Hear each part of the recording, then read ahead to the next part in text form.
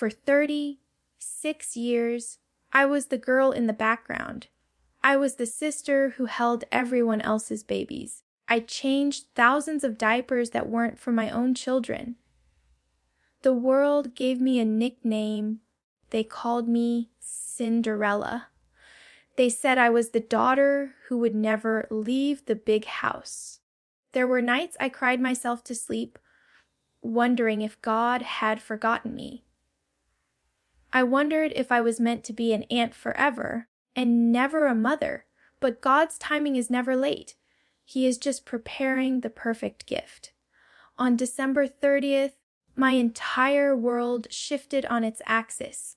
We kept it a secret for weeks because I just wanted to hold him close, just for us. But today, the silence ends. I am not just Jana Duggar anymore. I am a mom. Please meet the love of my life, Archie Gerald Wissmann. This isn't just a baby announcement video. This is the story of my waiting, my fear, and the miracle that proved that every single second of the struggle was worth it. Pull up a chair. I have so much to tell you. If you have followed my family for any length of time, you know my story. Or at least, you think you do. For years, I was the girl in the background. I was the one holding the babies, organizing the pantry, fixing the garden, and smiling for the cameras while my younger sisters packed their bags and started their own lives. People on the internet gave me a nickname. They called me Cinderella. I saw the comments. I read the articles. They painted a picture of me as this tragic figure stuck in the big house in Arkansas, waiting for a Prince Charming who lost his way. It hurts to read those things sometimes. Not because they were entirely true, but because they touched on a fear I kept hidden very deep inside my heart. The truth is, I wasn't just waiting. I was living. I loved my garden. I loved my greenhouse. I loved being there for my siblings. But there is a specific kind of silence that fills a room when you are the oldest and you are still single. I watched Jill get married, then Jessa, then Jinger, then Joy. Even the boys, one by one, they found their partners. I remember sitting at those weddings, fixing the bride's train, holding her bouquet, and feeling this mixture of immense joy for them and a quiet, aching question for God, a Lord, did you forget me? I spent my 20s and half of my 30s wondering if marriage and motherhood were simply not in my cards. Maybe my calling was just to serve others. Maybe I was meant to be the aunt, never the mother. I tried to make peace with that. I really did. I poured my love into my nieces and nephews. I changed thousands of diapers that weren't for my own children. I rocked babies to sleep who would go home to another woman's arms. But the desire never went away. It is a very human thing to want to be chosen, to want a home that is yours, to want to look into a baby's eyes and see your own reflection. So while the world called me Cinderella and pitied me, I was in my room, on my knees, praying for a future I couldn't yet see. I didn't know it then, but those years of waiting were building a reservoir of gratitude in me. God was making me wait so that when the blessing finally came, I wouldn't just appreciate it. I would treasure it with every fiber of my being. And then there was Stephen. It's funny how life works. You can search for years and find nothing, and then, when you least expect it, everything aligns. I had known the Wissmann family for a long time. We had crossed paths over the years. But I hadn't really seen him, and he hadn't really seen me until the timing was right. When Stephen and I started talking seriously, it felt different than any courtship I had seen my siblings go through. It wasn't loud. It wasn't for a TV show. It was quiet. It was steady. Stephen is a man of few words, but his actions speak so loudly. He didn't care about the TV show. He didn't care about the Duggar, fame, or the drama that sometimes surrounds my family. He just saw Jana. He saw the woman who loved plants, who loved coffee, who wanted a simple life. We kept our relationship very private for a reason. After living my whole life under a microscope, I wanted something that was just ours. I wanted to fall in love without millions of people critiquing our body language or analyzing our hugs. I remember the moment I realized he was the one. It wasn't a grand gesture. We were just sitting and talking about the future, about what we wanted a family to look like. And for the first time in 34 years, I didn't feel anxious. I felt safe. I realized that God hadn't forgotten me. He was just saving me for a man who would treat me with such gentleness. Stephen was the calm to my chaos. He was the answer to every tear I had cried during those long, lonely years. Getting married was a whirlwind, but the biggest adjustment wasn't the wedding itself. It was what happened after. I packed up my room in Arkansas, the room I had shared with my sisters for decades, the house where I had lived my entire life. And I moved to Nebraska. Moving states might seem like a small thing to some people, but for me, it was monumental. I was leaving the safety net. I was leaving my parents, my twin brother John, David, and the daily rhythm of the big house. And Nebraska is beautiful. It's open, it's windy, and it's quiet. Those first few months as a wife were a culture shock in the best way possible. I remember waking up in our house and realizing it was just us. There were no camera crews. There were no little siblings running down the hall screaming. It was just silence. And Stephen, I had to learn how to cook for 2 people instead of 20. Do you know how hard that is? I kept making huge pots of soup out of habit, but in that quietness, I found myself. I wasn't Jana the sister, mom anymore. I was just Jana the wife. I started to dream new dreams. I started to decorate my own living room without asking for permission. I planted my own garden in Nebraska soil. It felt like I was finally exhaling after holding my breath for 30 years. But as we settled in, a new desire started to grow. The house was peaceful, but maybe, just maybe, it was a little too quiet. Of course, the moment the wedding photos were posted, the questions started. Is she pregnant yet? She's 34. She better hurry up. Does she know her biological clock is ticking? I try to ignore the comments, but it's hard. In our culture, and honestly in society in general, people expect a baby immediately after the wedding. And because of my age, the pressure felt heavier. I knew the statistics. I knew that having a first baby in your mid-30s is considered geriatric by doctors, which, by the way, is a terrible term. I felt the clock ticking inside my own body. Every month that passed, I would wonder, is this the month? I tried to play it cool. I told Stephen, let's just enjoy being married. And we did. We traveled a little. We worked on the house. But in the back of my mind, there was this lingering fear. What if the waiting wasn't over? What if I had waited this long for a husband only to find out I couldn't give him a family? It's a very lonely place to be, worrying about fertility. You smile at church when people ask, any news yet? And you say, not yet, just trusting God.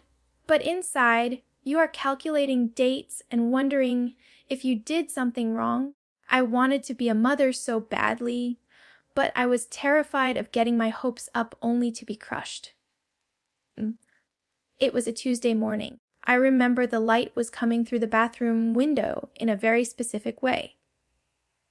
I had been feeling off, just a little more tired than usual. My coffee didn't taste right, but I didn't want to overthink it. I had convinced myself it was just allergies or stress, but Stephen had left for work, and I was alone in the house. I decided to take a test, just to rule it out, just to stop my mind from spinning. I took the test, set it on the counter, and walked away. I actually started folding laundry because I didn't want to stand there and stare at it. I was protecting my heart. I was preparing myself to see just one line. After a few minutes, I walked back into the bathroom. I picked it up. 2 lines. One was faint, but it was there. Pink, undeniable. My knees actually gave out. I sat down on the bath mat and just stared at it. The silence in the house was deafening, but my heart was pounding like a drum. I started to cry. Not the pretty kind of crying. I was sobbing.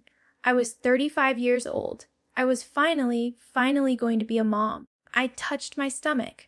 There was nothing there yet, no bump, no movement. But I knew he was there.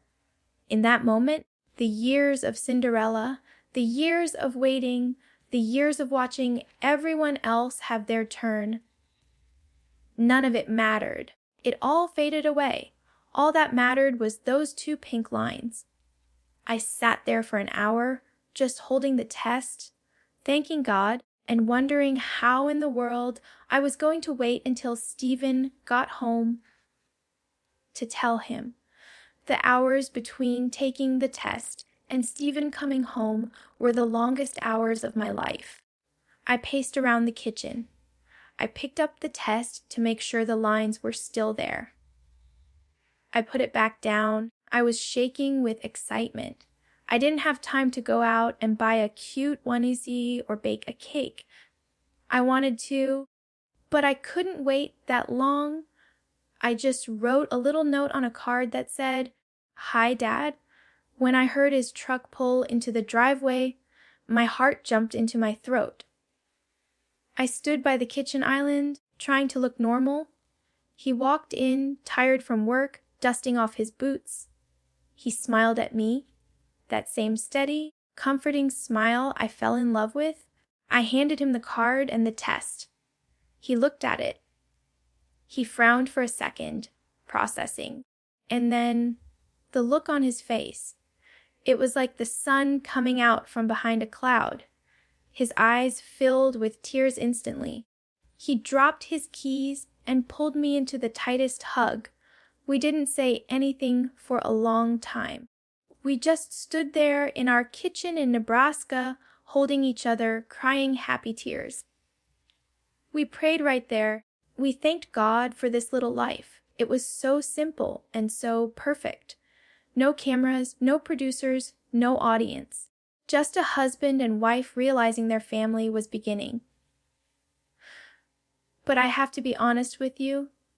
Along with the joy, there was fear. A lot of it. I am 36 years old. In the medical world, they have a name for that. They call it a geriatric pregnancy or advanced maternal age. I hate those terms, but they carry weight. When I went to my first doctor's appointment, they laid out all the risks. They talked about higher chances of complications. They monitored my blood pressure closely. I had watched my younger sisters, Jill, Jessa, Ginger, Joy, have babies in their early 20s. Their bodies just seemed to bounce back.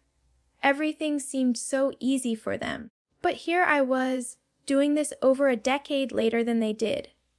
I felt every ache. I worried about every twinge. There were nights I would lie awake, terrified that something would go wrong. I think when you wait this long for a miracle, you live in constant fear that it's too good to be true, that you might wake up and realize it was just a dream. Hearing the heartbeat for the first time, that fast, galloping rhythm was the only thing that calmed me down. It was the sound of life. It was God telling me, "I've got this, Jana. You just breathe." Once the reality set in, Stephen and I made a decision. We decided not to announce it. Not yet. For my entire life, my milestones were public property. My childhood, my teenage years, my siblings' weddings, everything was content. It belonged to the world before it belonged to us. I didn't want that for my pregnancy. I wanted to protect this little bubble of peace we had found in Nebraska. So I became very good at hiding. I wore Stephen's sweatshirts. I stopped posting full body photos on Instagram. If we went out to dinner, I sat in the back of the booth. It was actually kind of fun, like we had this precious secret that nobody else knew about. There were rumors, of course. People would comment, "Is she glowing?" or "Is that a bump?" I would just scroll past them and smile. Those months of privacy allowed me to bond with the baby without thousands of strangers giving me advice or criticism. I learned that privacy isn't about hiding, it's about protecting. I was protecting the peace I had waited 36 years to find. Telling my parents was a moment I had rehearsed in my head 1,000 times. We flew back to Arkansas for a visit. I was nervous. My parents have a lot of grandkids. Over 30 now! But I knew this one was different for them too. They had worried about me. They had prayed for me during my single years. We gathered everyone in the living room at the big house. It was chaotic as usual. I handed my mom a small gift bag. Inside was a little onesie that said, "Worth the wait." I watched her pull it out. She looked at it, looked at me, and then looked at my stomach. And then my mom, who has seen everything, burst into tears. She hugged me so tight. My dad, Jim Bob, was beaming. He kept saying, "Praise the Lord, Jana! Praise the Lord!" And my sisters, seeing their reactions was the best part. They knew. They knew the lonely nights. They knew the tears. To have them welcome me into the mom club was healing in a way I can't even explain. I wasn't the babysitter anymore. I was one of them. Stephen and I decided we wanted to find out the gender. I know some people wait, but I am a planner. I needed to know who was in there. We didn't do a big party with explosions or airplanes. That's not really our style. We just had the doctor write it down in an envelope, and we opened it together in our kitchen. Just us. I remember my hands shaking as I tore the paper. I pulled out the card. It's a boy, a son. I immediately pictured a little mini Stephen. A little boy helping me in the garden. A little boy running through the fields. I think subconsciously I had always pictured myself with a girl first because I grew up with so many sisters. But seeing that word, boy, it felt right. It felt strong. I looked at Stephen, and he had the biggest grin on his face. He was going to have a son to carry on the Wissmann name. We hugged, and I whispered to my belly, "Hello, little man." That was the day he stopped being the baby and started being a person to me. Once we knew he was a boy, the nesting instinct kicked in hard. I have renovated so many spaces for other people. I've redesigned my parents' room, the guest house, the boys' room back in Arkansas. But I had never designed a nursery for my own child. I walked into the spare room in our house here in Nebraska. It was just filled with boxes from the move. But in my mind, I saw the future. I didn't want it to be loud or cluttered. I wanted it to be a sanctuary, a place of peace. I chose soft colors, blues, creams, natural wood. Not the standard Duggar beige, but something warm and classic.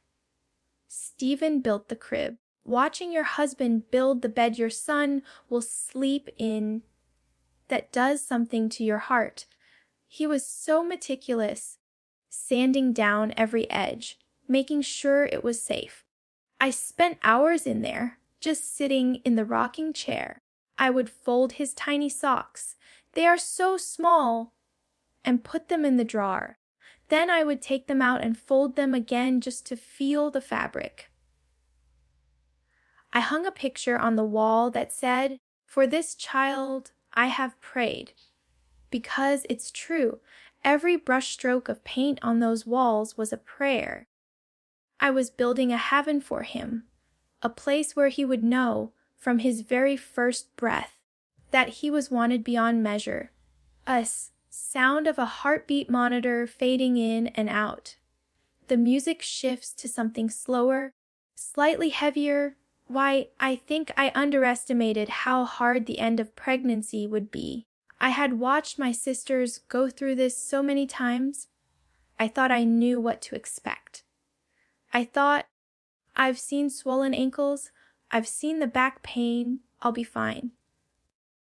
But leaving it is a completely different story. By December, I felt heavy. I know that's not the most poetic way to say it, but I felt like I was carrying a watermelon around my waist. My feet were so swollen that none of my shoes fit. I was wearing Stephen slippers to church. There were nights I sat up in bed at 300 a.m. with heartburn that felt like fire, just crying because I was so tired but couldn't get comfortable. My body, which I had always relied on to be strong and capable, to garden, to build, to work, suddenly felt like it didn't belong to me anymore. I remember calling Jessa one night and just asking, "How did you do this 4 times?" But then, amidst the discomfort, there were the kicks. I would be lying on the couch, feeling miserable, and suddenly I would see a little foot slide across my belly. It was the wildest, most beautiful feeling in the world. It was his way of saying, "I'm here, Mom. We're doing this together." We celebrated Christmas that year very quietly. It was just days before my due date. I sat by the tree, looking at the lights, realizing that by next Christmas, there would be a 1-year-old tearing open presents.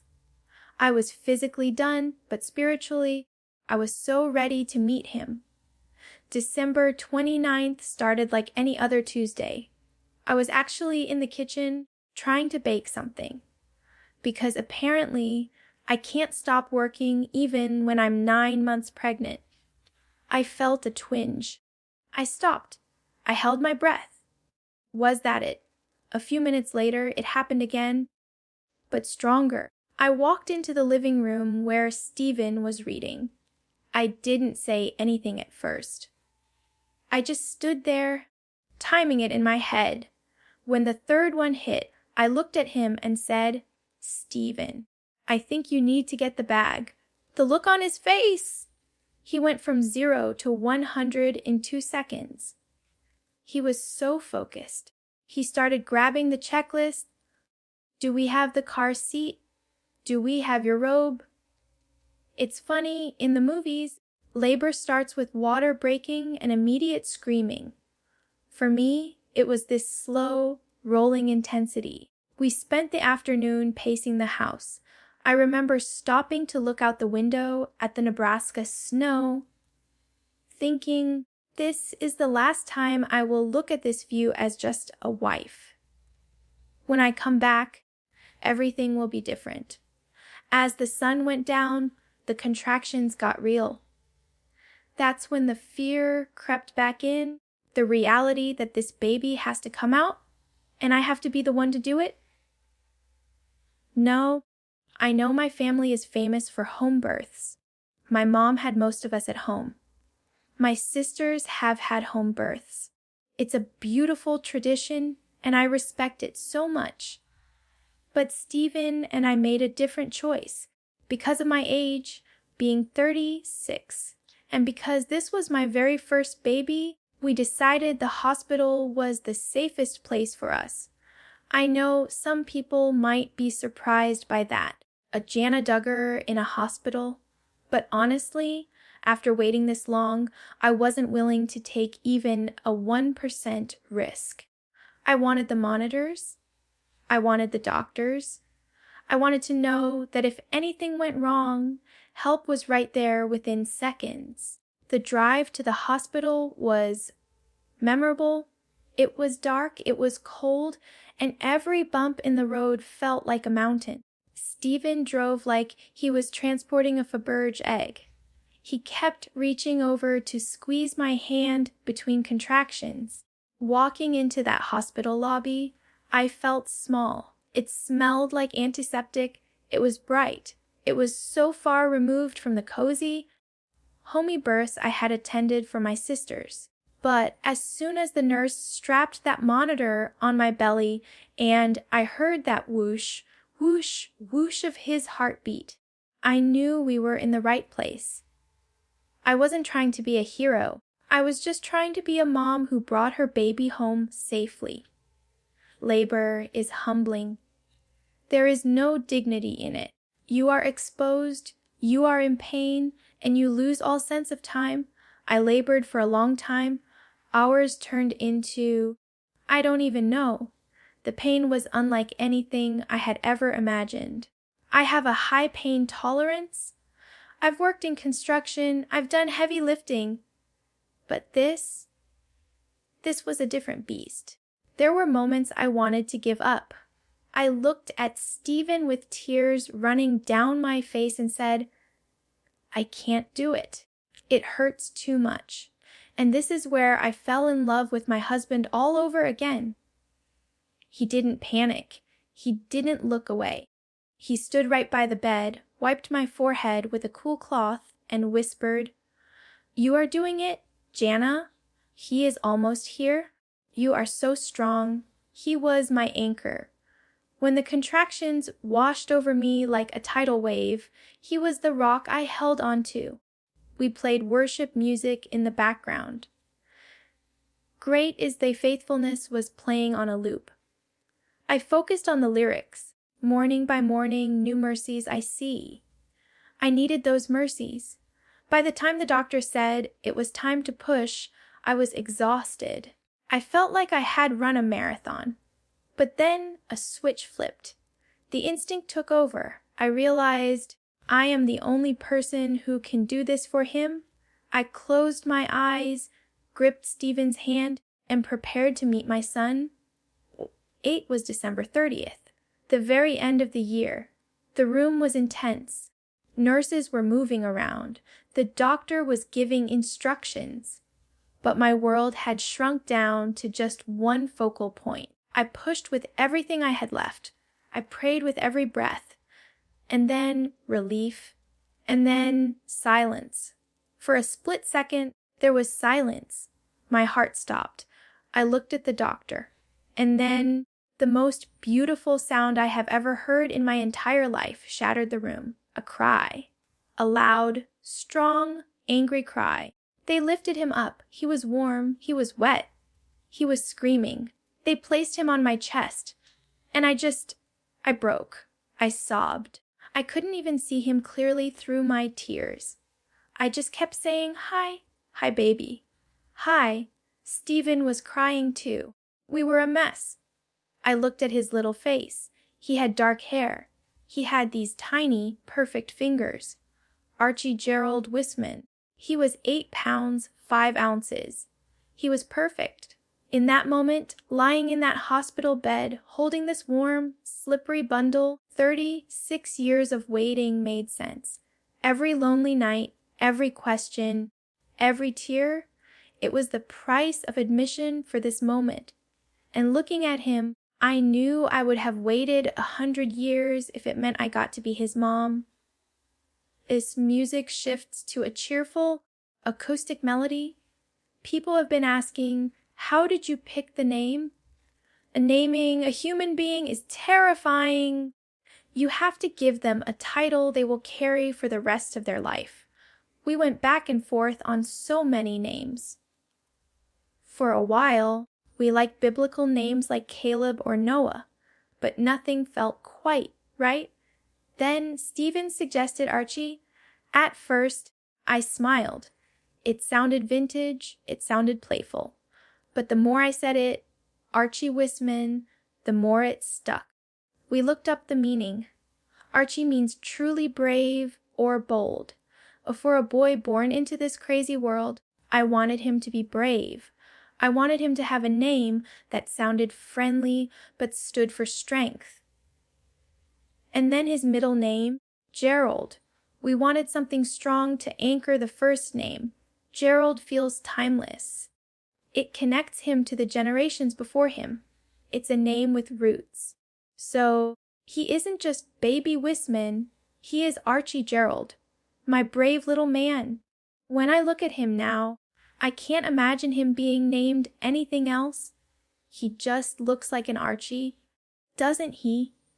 Those first 24 hours in the hospital were a blur of no sleep and pure adrenaline. The nurses talk about the golden hour, that first hour of skin-to-skin contact. We took that very seriously. I remember just lying there, shirtless, with a warm blanket over us, feeling his tiny chest rise and fall against mine. He smelled like heaven. You know that newborn smell? It's intoxicating. I spent hours just memorizing his face. I counted his eyelashes. I traced the curve of his ear. I looked for Stephen in his features, and I looked for myself. He has Stephen's nose, definitely, but I think he has my eyes. Or maybe my mom's eyes? It's too early to tell for sure, but we debate it constantly. It was in those quiet hours of the night, when the hospital was silent and Stephen was dozing in that uncomfortable chair, that the reality hit me. I am responsible for this life. This tiny, helpless human is entirely dependent on me. It was overwhelming, but in the most beautiful way possible. My heart felt like it had expanded 10 sizes in a single day. Since we are in Nebraska, the big introduction had to happen over FaceTime. I called the family group chat.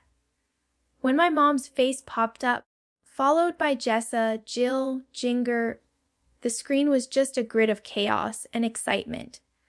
I turned the camera to Archie.